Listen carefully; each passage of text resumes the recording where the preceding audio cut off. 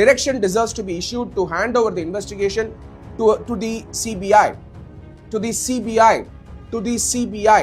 ஏன்னா once Supreme Court order வந்துடுச்சுன்னா CBI probe வந்து பண்ணணும்னு சொன்னதுக்கு அப்புறம் எங்கேயுமே தமிழ்நாடு கவர்மெண்ட் இனிமே இன்வெஸ்டிகேஷன் பண்ண முடியாது.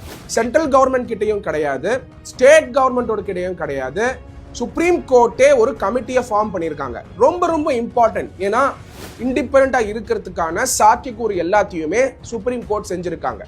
இதுல முக்கியமா பாத்தீங்கன்னா கமிட்டியோட ஹெட்டா லார்ட்ஷிப் ஜஸ்டிஸ் அஜய் ரோஸ்தகி அவர்கள் அப்பாயிண்ட் ஆயிருக்காரு. அந்த பக்கம் பாத்தீங்கன்னா டிஎம்கே சார்ந்து இருக்கக்கூடிய செந்தில் பாலாஜி பாத்தீங்கன்னா கிளியரா உட்கார்ந்துகிட்டு இந்த இடத்துல இது நடந்தது, இந்த இடத்துல அது நடந்ததுன்னு சொல்லும் பொழுது விஜய் ஏன் பேசல, விஜய் ஏன் பேசல, விஜய் ஏன் பேசல, கரூருக்கு போய் பார்த்தாரா அப்படின்னு சொல்லி ப்ரொவோக் பண்ண ஸ்ட்ராட்டஜியை நம்ம பார்க்க முடிஞ்சது. அதனால தமிழக வெற்றி கழகம் இன்னைக்கு வெற்றி வாகையை சூடியிருக்காங்க. எப்பயுமே இம்பார்ஷியல் இன்வெஸ்டிகேஷன் நடந்ததுன்னா மக்களுக்கு உண்மை தெரியாம போயிடும். அம்பேத்கர் அவர்கள் கொண்டு வந்த ரிட் பெட்டிஷன் இன்னைக்கு வந்து தமிழக வெற்றி கழகத்துக்கு வந்து பயன்பட்டிருக்கு. வரக்கூடிய அக்டோபர் 17ஆம் தேதி 10 மணிலேருந்து 11 மணிக்குள்ள விஜய் அவர்கள் காலையில போயிட்டு கரூர்ல பார்க்கணுங்கிறது தான் அவருடைய கோரிக்கை. எல்லாத்தையும் பொலிட்டிக்கல் பண்ணா எப்படிங்க?